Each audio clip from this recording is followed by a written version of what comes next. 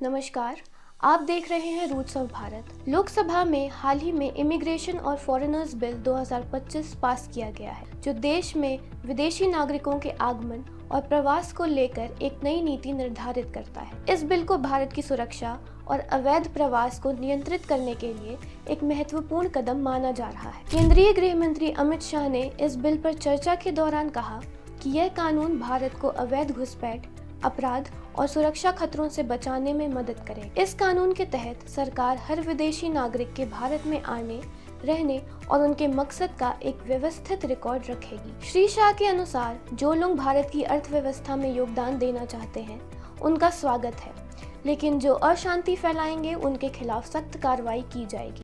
हमारे देश की सीमा में कौन आता है, कब आता है, कितनी अवधि तक आता है और किस उद्देश्य तक आता है, ये जानने का अधिकार इस देश की सुरक्षा के लिए बहुत जरूरी और अप टू डेट लेखा जोखा हर भारत में आने वाले विदेशी नागरिक का रखने का काम होगा। ये मैं इस सदन को आश्वासन देना चाहता हूं। जो देश को विकसित करने के लिए आते हैं, व्यापार के लिए आते हैं, शिक्षा के लिए आते हैं, R&D के लिए आते हैं, वो सबका मैं स्वागत करता हूं। इस बिल के तहत देश में इमिग्रेशन, वीजा और फॉरेनर्स रजिस्ट्रेशन और ट्रैकिंग सिस्टम को कानूनी आधार दिया गया है। अवैध रूप से भारत में घुसने वालों और तय समय से ज्यादा रुकने वालों पर कड़ी निगरानी रखी जाएगी। 700 से अधिक जिलों में फॉरेनर्स आइडेंटिफिकेशन पोर्टल शुरू किया गया है, जिससे विदेशी नागरिकों की सही जानकारी दर्ज होगी। इमिग्रेशन चेक में लगने वाला समय अब पहले के 4-5 मिनट से घटकर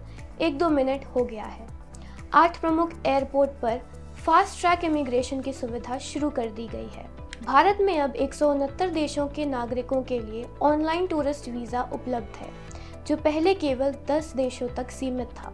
इसके अलावा 9 अलग अलग तरह के ई वीजा की सुविधा दी जा रही है, जिनमें शामिल है ई टूरिस्ट वीजा, ई बिजनेस वीजा और ई मेडिकल वीजा। गृह मंत्री अमित शाह के अनुसार यह बिल भारत की अर्थव्यवस्था को गति देने के लिए आवश्यक है।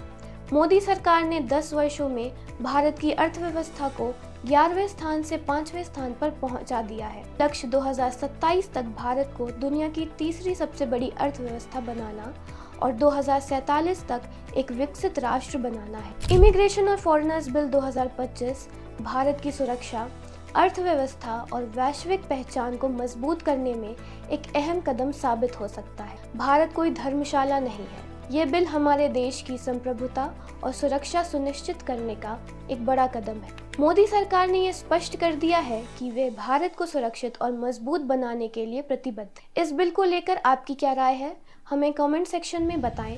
धन्यवाद।